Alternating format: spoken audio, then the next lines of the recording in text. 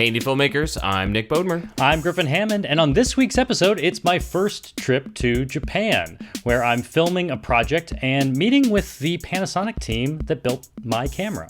Plus, your questions about aspect ratios, offloading footage during international trips, and how audio syncing helps edit a podcast.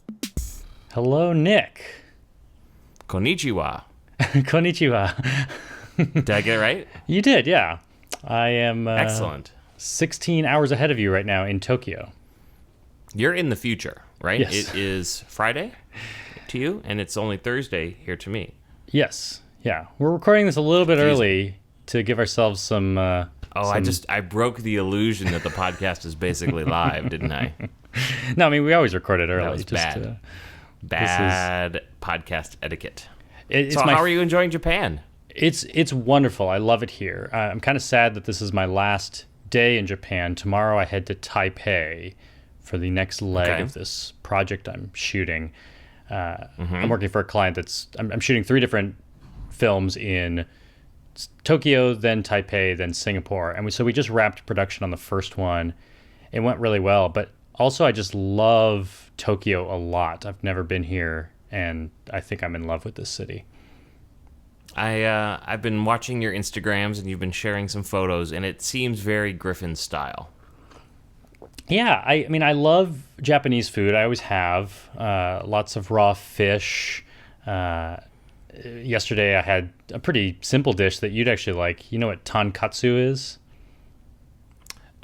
Is that like katsu chicken? Like chicken tender? yeah, it's really just breaded meat. In fact, you've had chicken katsu before. I have. Yeah. So that's really accessible food. Although one of my favorite dishes has become something called shiokara. That doesn't sound good. I don't think I like where this is going. It's raw fermented squid. Perfect. Just what everybody wants when you're waking up in the morning. You need a cup of coffee, a little raw fermented squid.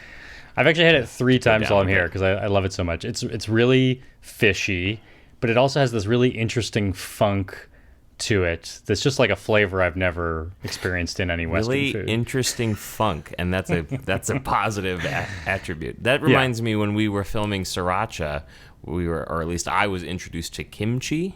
Yeah. Which is like a fermented cabbage. Right, Is that right? Am I remembering that right? I refused to eat it, but it smelled horrific. How does the raw fermented squid smell? It smells much worse. If you don't like kimchi, you would hate shiokara, I imagine. Although kimchi to me is very accessible. I eat kimchi. That's like a staple of my diet. I have it almost every day back in New York. You're just a more traveled, educated man than I. I'm more about hot dogs and things like that. Well, so I also love that Tokyo it's just a beautiful city. It's full of green, lots of trees. It's very clean. The subway system is amazing. I've been taking the subway lines. I've been taking the above ground trains. There's also the Shinkansen bullet train. Oh, yes. My son was very excited to hear about that. That's a high-speed train we've read about in one of the many train books that we read with my young son. So I told him Mr. Griffin was getting to ride on that fast train and showed him your video. Yeah, one of the things we did was Amy and I arrived in Japan a little bit early for this shoot. The shoot was only 3 days, but we got here 5 days beforehand just because we knew this was our first time in Japan. So we spent a few days in Tokyo. Then we took the Shinkansen down to Kyoto and spent a night in Kyoto, which we stayed at like a ryokan, which is one of those traditional Japanese inns. Okay. Where we sleep on floor mats and sit on the ground to eat dinner. And they brought us very traditional. So that's a traditional hotel. You can find a hotel with an American style room. Oh, yeah. In fact, right now I'm staying at the Tokyo Marriott because it happens to be near where the client is, and it's a very Western-style hotel. You have a full bed that's up off the ground. Yes, exactly. Yeah. We went to the ryokan style on purpose. We were in like a very beautiful part of Kyoto, which is surrounded by shrines. We were right next to the Yasaka Shrine. It's just a gorgeous area. Yeah, I saw some photos in there. It did look cool. You had like a little sitting room off in the end of the. Is that the room that I'm thinking of? Yeah. It's a nice photo of That you was and our Amy hotel. sitting there. Yeah, Yeah. that was nice. Yeah. That was cool. Yeah, it looked very interesting. Definitely unlike any hotel room I've ever been in. Yeah. And then we So, took the Shinkansen again from Kyoto to Osaka, and we went to Osaka because that's where Panasonic is headquartered. okay. And I've met many of these team members in the US before at trade shows, but this was the first time I actually got to go to the Panasonic headquarters. And it was really cool because they were all waiting to receive us at the front door, and it was very formal and wonderful. It was a great day to spend with them. Yeah, I saw some pictures. It looked like you got like a gift, like it was Yeah. your birthday. So, my friend Matt Negrin, who works at The Daily Show, he has often been, he has spent a lot of time in Tokyo, and so he's often my like advisor when it comes to Japanese etiquette. Okay, well that's helpful to have. Yeah, I mean, I suppose I could ask a Japanese person instead of talking to my white friend Matt, but Matt's advice has been to, well, one, it's important to bring a gift to a formal meeting like that. To a formal business meeting. I mean, is that what Yeah. you're talking about? Yeah.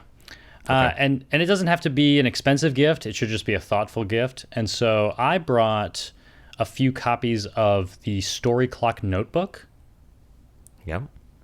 which We've believe- talked about on this podcast before. yeah, it's been recommended to me from podcast listeners. It's a notebook that you can write out the plot points of your film in a clock format. And then Plot Devices, the company that makes that, also started making a storyboard notebook, which you draw storyboards in.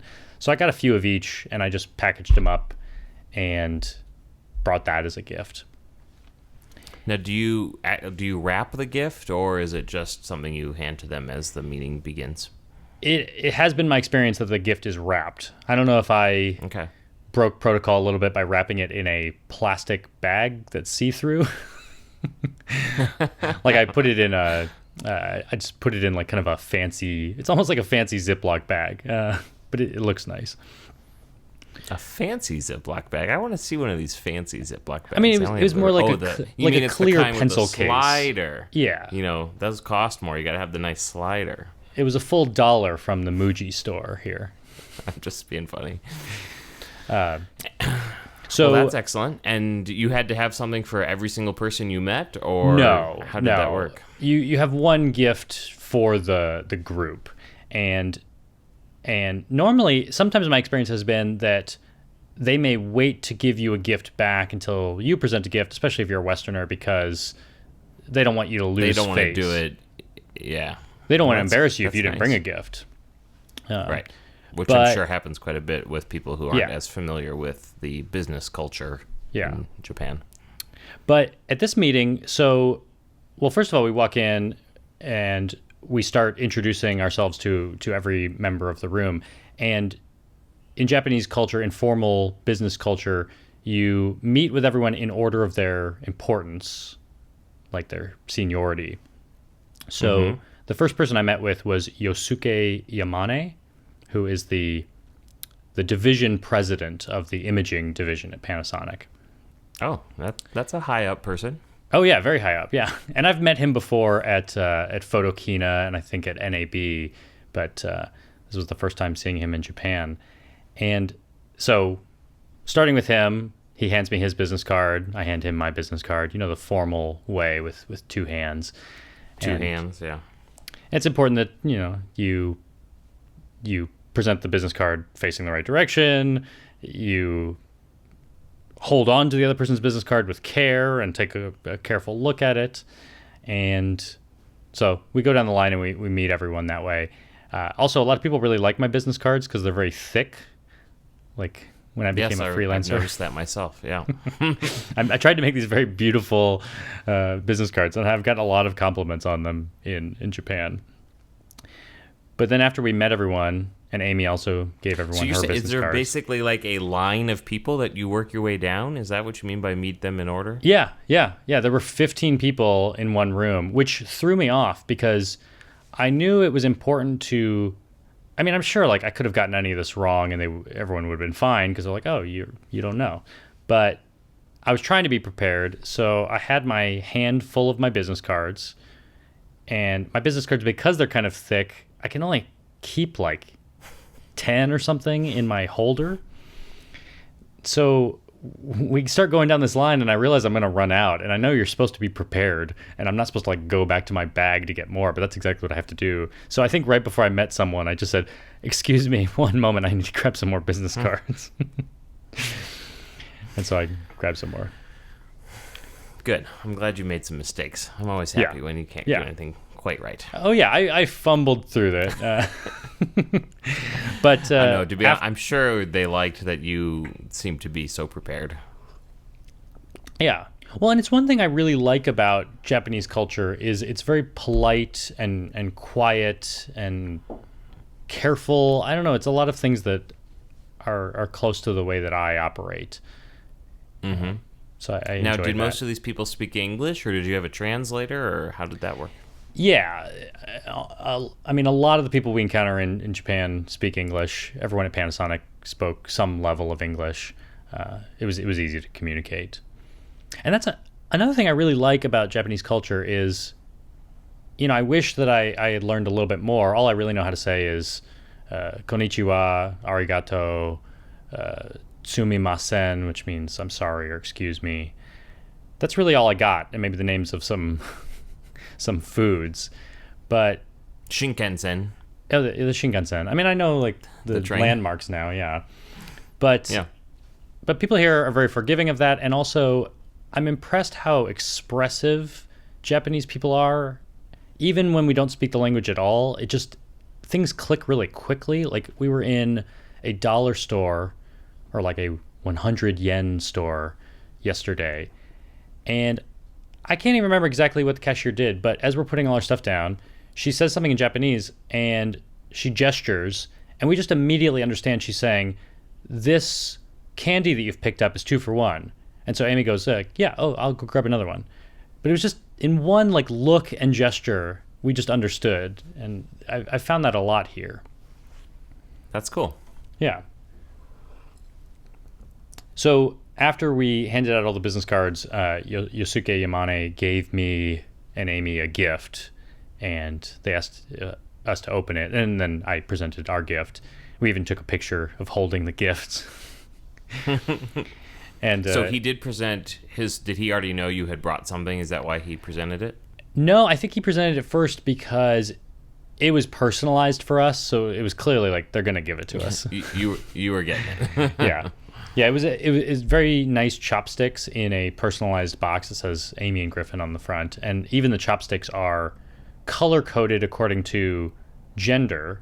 It's like blue for me, red for Amy, and Amy's chopsticks are smaller. Oh, that's kind of cool. Yeah. But and how did your gift go over? They loved it, and then we had a very productive meeting and talked about cameras, and I gave them some feedback on the GH5, and it was wonderful. That's very cool. Yeah. How did your shoot in Japan go? It went really well. In fact, you could see, for those watching the YouTube version, you could see all the equipment that I have behind me. This is more than I normally travel with. I have my whole flex light kit, the big box. I also have the bag that normally holds my sun jib, and I've taken the jib out of it. I didn't bring that, but I brought that slider that we talked about last week, the Canova Stealth. I was able to shove that in there. And I also was able to cram 2 other tripods in that bag. And so I'm checking those two, the big flex light kit and this bag with the slider and the tripods. Did you find a drone operator and do some drone work as well? Yeah, we found drone operators in every city, so that's going well. The only problem that I had on this shoot was I was carrying a lot of this gear I wasn't carrying all around the city. Like I was able to drop off some of this big equipment at the hotel when I didn't need it. But most of the time I was carrying around my gimbal, the Zhiyun, am I even saying that right? The Zhiyun-Tech Crane gimbal. I've been carrying that around. And then also my little Mi Photo carbon fiber tripod. So everywhere I go, I have a camera, a tripod, and a gimbal. So I'm able to get some really nice stable shots. And the tripod has been hanging out of either my suitcase or my backpack all the time. And I'm guessing when I got to the first day of the shoot, we were setting up for the interview, and I needed 2 cameras. This is why I have all these tripods, because I needed the 2 tripods for the slider. Then I had a second tripod for my other camera. And I set up the tripod, and the ball head I have on top, it's just missing one of its dials. Like, that's strange. The dial just came unscrewed or something and broke off. I'm thinking it probably just like all the traveling we were doing around the country, it just kept getting rubbed and turned and turned and turned until finally it just fell off. And I didn't notice. So you can't like lock down one axis? Is that what's happening? Yeah, the whole ball head is just unlockable, so it's unusable. So what'd you do? Well, I was kind of in a panic mode because I was like, well, I can't use this tripod really. But then I realized one of the tripods I brought for the slider doesn't have a head, which I didn't need one. But the other tripod does have a head. And I happened to bring the one special screwdriver I would need to undo the head. It has like 3 screws at the bottom. So I popped the head off real quick. That tripod could still support the slider. And I put this like very big Manfrotto fluid head on my little skinny Mi Photo travel tripod. But that worked fine, yeah. It's probably what I should have done in the first place anyway. That made more sense from a production standpoint. So if you had the opportunity to bring one more piece of gear that you didn't bring, what would it be? I'm not sure I would. I think this was a pretty perfect pack. I mean, if anything, I bring more than I need. Like I bring 2 ways to record audio. You know, I have like my Zoom recorder and I have the XLR1 adapter for the GH5. I have 2 cameras. I have a bunch of lenses. I have one lens I haven't even touched yet, the 35 to 100. So if you had to send one piece of gear back home, what would it be? It might be the 35 to 100, or I could probably get by without the zoom. But I just always I like to have redundancy. Redundancy is never bad, exactly. Yeah. I have 2 lav mics with me. One's wireless, one's not. I used the wireless. It worked fine, but it's nice to know I have the option. But that's kind of what kills me on a trip like this. It's just I'm bringing so much stuff, and I won't even use half of it. But you never know when you're going to need that special screwdriver. Right, or when one of your ball heads is just going to break. Yep. And the gimbal has been wonderful because I've been doing a lot of shooting on trains and walking through the city, and I just wouldn't... This whole project needs to be very stable, and it's not my normal shooting style. Normally I would just do everything handheld with the built-in stabilizer, but this is a project where everything needs to be on a tripod, on a gimbal, and we've gotten some really beautiful stuff just walking around. Now, are you shooting anything for personal use as well, or when you're not working on the project, are you just trying to enjoy the cities without filmmaking? Well, yeah, I've been doing a little bit of both. Like, every once in a while I'll see something that I think, this could make for good B-roll for the corporate project, so let me shoot this. Ultimately, half that stuff, or most of that stuff, probably won't go in the piece. But I've almost been shooting everything for my personal vacation part of this trip in the same style of the piece. For one, just in case I need to use it, I'm doing the same frame rate. This is a piece in 24 frames per second. So I'm shooting everything in 4K 60, and I can slow it down. And then I'm shooting everything in Vlog, and it's all stable. So actually, I just have like really beautiful home videos. So I'm guessing you probably can't talk to us about what the project is just yet, but is this something eventually we'll all be able to see, or is this going off into the void?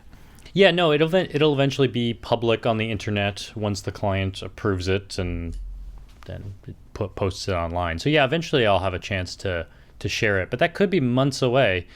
For anyone who does corporate work, that, well, one, I'm not even going to be home for another 2 weeks to start editing. but after I do all the edits, then there'll be approvals, and it may take a while for things to get posted. So you want to answer some questions?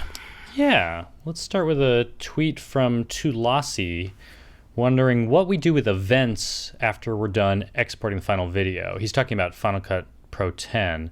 Any backup options for an event and project along with the original footage so he can reference it in the future? I think the easiest thing here that I would recommend is maybe create a new library, either for that specific project, or maybe you have an archive library that lives off on a bigger storage, and then move the event to that for as long as you feel like you need it. Eventually, I usually end up only keeping the final output of projects, but maybe for, especially with weddings, maybe for a year or something like that, I would sit on all the project files and library and event and all that, just in case I needed to make some change. Yeah. Well, and for those of us, not for us, but for those of you who don't use Final Cut, the lingo here is library is the big file that can store events and projects. Events are the folders, like bins, that hold footage, and projects are the sequences, the timelines that you actually do the editing in. So one thing that I do to make this, to kind of manage backups in the future and to lower the file size for my libraries, is I actually don't copy any footage into events. The events just reference files on the hard drive. Mm-hmm. So then I'll keep that stuff on my hard drive as long as I'm working on the project. I'll back it up to an external hard drive. And when I'm done with the project, I delete it off my hard drive, off my desktop, but it's still backed up somewhere. And then the library, it can fill up with render files, which can increase the file size. But if you don't do any rendering and if you don't copy any files over, the library is tiny. And inside the library, I guess it's events that get backed up automatically by Final Cut. And so you can just go into the backups folder and you can always find like an old, or no, maybe it is a library. Yeah, I'm confusing. The libraries actually get backed up. Like you get backup copies of the libraries that don't have render files and don't have any of the original media. And so they're always tiny. They're like, 50 megabytes or something. And those are great. As long as you have the original footage somewhere, you can always go grab one of the backup versions of the library and reload all the footage in, and you have all your edits there. Sounds like a plan. Yeah. Now, the only advantage to maybe having the video files inside the events and library is then that one file becomes, your one-stop shop for a backup copy. Yeah. Yeah. Yeah, if you let everything stay inside, the file size will be massive, but you can just offload that one file, that library file, and it has everything. But I just know I'd have a lot of redundancy there, and I don't want to take up extra space on my drives. Makes sense. To pull out my classic phrase. All right, we got a tweet from a paddling duck. Choosing an aspect ratio can be tough. There are technical questions, certainly, but there are artistic implications that may be more important. Working on a pre-production for my first short film, the camera can shoot 17:9 in true 24p. Just because I can, should I? That's a great question. And I wonder what camera he's shooting with. It could be the GH5, which does shoot 17:9 aspect ratio in true 24. That would be cinema 4K, 4096 by 2160. Mm-hmm. And so I actually use that. I very rarely use cinema 4K, but I actually used it on this project because the client wants this project to be shot in a very extreme anamorphic aspect ratio. It's like 2.39 to 1. Okay. And I don't want to shoot with anamorphic lenses because I wanted to be fairly lightweight on this project. And the project will ultimately probably be delivered in 1080 anyway, or presented on the website in 1080. So I'm shooting it in 4K, but knowing that I'm going to crop it down to a 2.39 aspect ratio. Right. So I'm using the guidelines on my camera, but I wasn't sure if I would always remember to look at them. Like you can use there's guidelines that mark out that aspect ratio. So I've actually I put tape around my LCD and I've drawn some lines next to next to those markers just so that I can very visually remind myself. Look at these. Yeah. And that was part of the reason it was helpful to be doing all this kind of like practice home video stuff just to get myself in the mindset of shooting very wide. It means I need to take a couple steps back if I'm going to crop the image in. So for a project like that, it makes sense for me to shoot in the slightly wider Cinema 4K when I don't need 60p. When I did the interview, I just shot it in true 24 in Cinema 4K.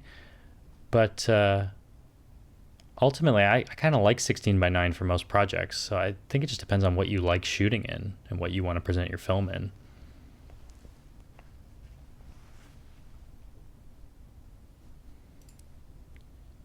Should I read this tweet from Nicholas? I think you should. Hey guys, I'm traveling to Brazil soon and I'm excited to shoot some video but prefer to travel light for safety and comfort. I want to leave my laptop at home but need a storage solution that doesn't require connecting to a laptop. Any suggestions? And Nicholas posts this link to the LaCie 2TB DJI Copilot Boss. It's a new product that hasn't even come out yet. Directly copy files, no computer needed. It's just like a hard drive, but it has a SD card slot. And actually, have you seen these products before? No, this is kind of news to me. I was prepping my answer before clicking this link, but this sounds really cool. There's one. I mean, there's a bunch of these. Like I just Googled real quick, and there's one called the Hyperdrive, which actually has a screen that you can do some things. That's a $350 device for 500 gigabytes. The LaCie is also $350, and it's a 2 terabyte, but doesn't have a screen. But there's one that I have been constantly advertised. I think I'm on their email list or something. There's one called Gnarbox. Gnarbox. It sounds like a Reddit thing. Yeah, Gnarbox. And no, it doesn't. I lied. This one, for example, is $300. I guess it's only 128 gigs, but there must be some additional features here. It has an SD card slot, micro SD card slot, a couple of USBs, and I think it's also trying to be very rugged. Do you think you'd ever use something like this? For what I do, no. And here's why. One, I'm almost always have my laptop with me. Mm-hmm. But if for some reason I couldn't bring my laptop with me, for the amount of money these things cost, I think I'd just buy more SD cards and then just import when I get back. That's what I was thinking. I mean, especially if your camera can do like the GH5 and shoot the same footage to 2 SD cards, it does seem like maybe it would just make sense to buy a bunch of SD cards and just back up your footage straight out of the camera and maybe keep them in 2 different bags or something. But I mean, I think there's certainly a time when this would be appropriate. So yeah, I mean, I think it's a cool idea. It is funny because I as I've seen this product over the years, like the Gnarbox, I'm always tempted, like, oh yeah, that does sound like something I need. I travel a lot. But you're right. Ultimately, I always have my laptop. I want my laptop because I want to edit. And I just don't see a scenario where I wouldn't bring it. Right. So, inexpensive option, unless you're shooting just a crazy amount of footage, would be buy more SD cards. I've also done where in fact, this last January when we went on that trip together, I was backing up mostly photos, but also video to my iPad. I have an SD card to Lightning adapter, and so I was importing everything into my iPad because I did not bring my laptop on that trip. And what was nice about that is since I had Wi-Fi, then it immediately was all backing all that up to iCloud photo library. So, yeah. I'm not sure that works for huge amounts of footage because that probably wouldn't work for me on this trip right now. Like I just shot 130 gigs for this first video. Exactly. So makes sense for something else. Are you doing any cloud backup while you're traveling, or are you just hoping you don't lose all your hard drives and such? I'm not doing any cloud backup. I imagine that doesn't make you happy. It doesn't.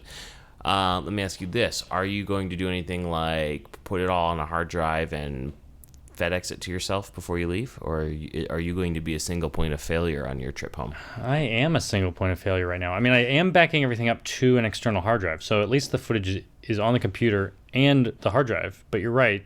Mm-hmm. That hard drive needs to go somewhere else. It might not be a bad idea before you go to get another hard drive, copy it all over, and then, put it in a box and ship it. Yeah. You could ship it to me. Not a bad idea. But I have a feeling you're going to live dangerously. Although, this kind of relates to the next question. We got a YouTube comment from Zena Vista saying, Griffin, you mentioned a couple episodes back your day rate as well as an hourly rate, $1,500 a day, that's my day rate, or $200 an hour.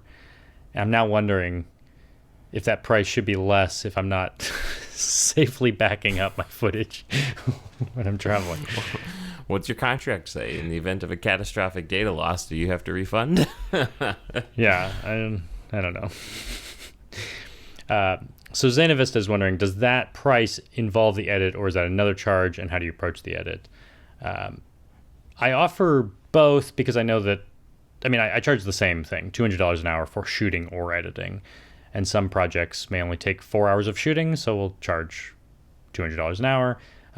Any project that takes the full day or like 8 hours, I'll just charge the day rate, which I guess is a slight discount. And when I can for a client, I try to do shooting and editing in a day, or at least get the editing started that first day, so that's included in the day rate. And then the rest of the editing I'll charge them $200 an hour. We got an email from Fernando from Italy. He says, in my time-lapse, the flicker is always present, which is really annoying, so I try and set all manual, but I don't know how to choose the manual white balance. I also use a good Hoya ND filter for daytime.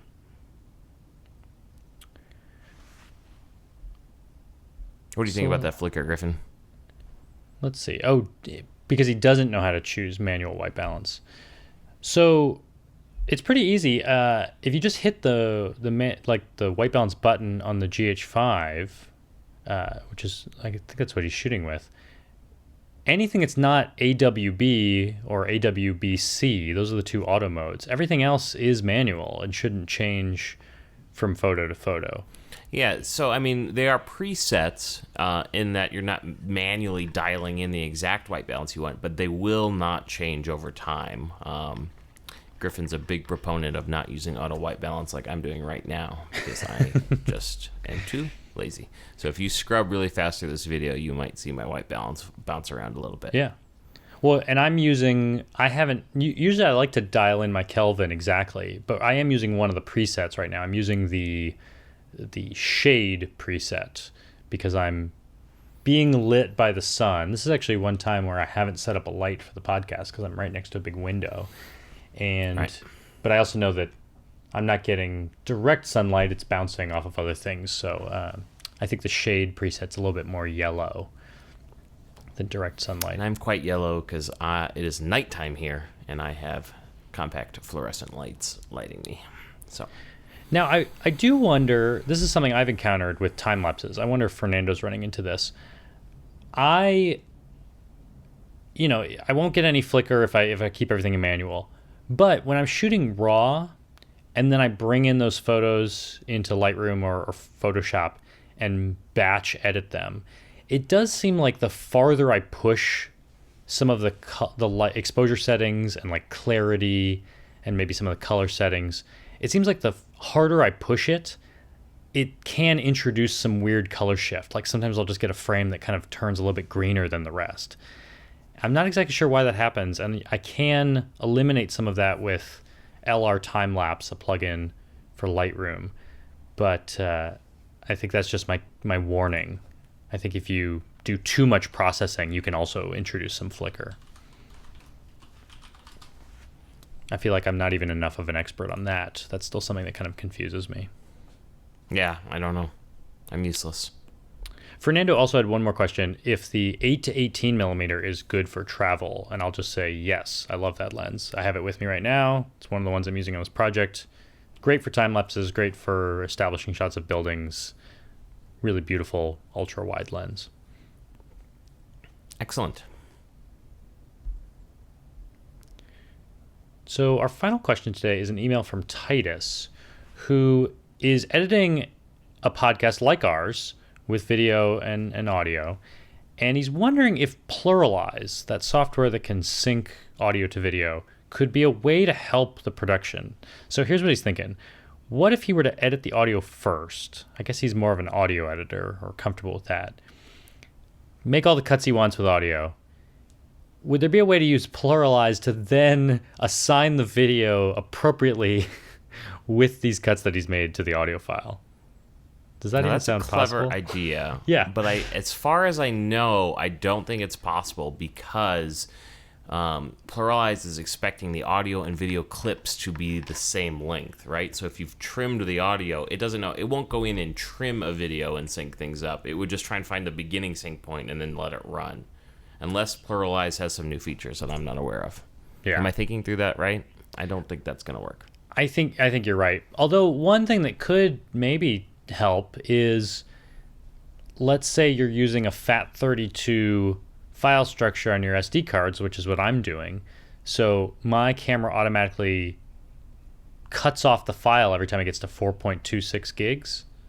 Mm-hmm. And so if you had a ton of segments, I think PluralEyes would be able to at least get the start of each clip in the right area. But you'd still have to do a bunch of work to match your cuts. But that would get you started. The easier thing to do might be just to sync it before you make any of your edits. And then if you really just want to do it in a quick audio-only way, just disable video in your editing tool and then just edit the audio that has the video attached, but you're ignoring it, and then turn video back on.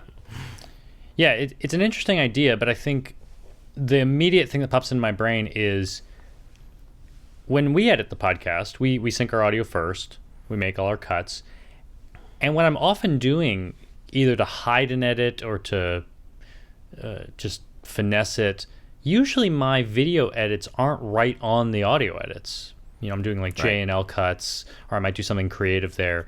So I just think there's more creativity involved in the editing than just matching your cuts. Like, that may not be enough. So it's hard to say that PluralEyes could do that thinking for you. So do you have any recommendations to make editing podcasts and video podcasts faster? I mean, when I edit the podcast, my first step is syncing the audio and video. I think you just have to be comfortable doing that right at the start. Because I think the moment I try to do any editing before the syncing, now I've just caused a headache for myself. Once I get everything synced, then you can kind of lock those tracks together and then, do all your cutting. I mean, every time I'm doing a video cut or an audio cut in the podcast, I'm doing like the blade all tool. So I'm slicing through everything in the timeline at once to make sure I'm cutting video and audio together. And then I can adjust where the video cut is going to land. One little tip that I've heard, if you're doing an audio-only podcast, I hear there's a great podcast editing software on the iPad called Ferrite, Ferrite, which, I would love to play around with if I could convince Griffin to do another podcast, maybe an audio-only podcast with me. Yeah. But we haven't figured anything out yet. I think that was the plan when we made this podcast, that it would eventually be audio-only, and realized our audience really likes the video version. All these YouTubers. Oh, that's right. I used to make fun of the YouTube viewers. Do you remember that? Yeah. Not anymore. Away from that. Now I love them. Every minute of it. Yeah. All right. So we should put that. We'll put that recommendation, that software, at Hey.film, as well as the rest of our show notes for this episode. That's right. Episode what, Griffin? 63. 63, yeah. The one last thing I'll plug before we go is that on June 8th, Friday, June 8th, assuming my calendar is on the right time zone right now, I will be in Los Angeles speaking at PhotoCon, the event, the trade show put on by Sammy's Camera. So you should come to that if you're in the LA area. Sounds like fun. It will be. It will be. Well, can I plug something real quick? Oh, yeah, go for it. I don't have anything to plug. Oh. I just wanted to be cool. Well, enjoy the rest of your time in Japan and the following locations, and we'll talk to you soon. Yeah. Take care, Nick. Talk to you later. Bye, everybody. All right. I am starting my video right now. I've been rolling for 4 minutes and 51 seconds. Why don't you stop and start real quick, just so that's 4 less minutes you can send to me. That action is complete.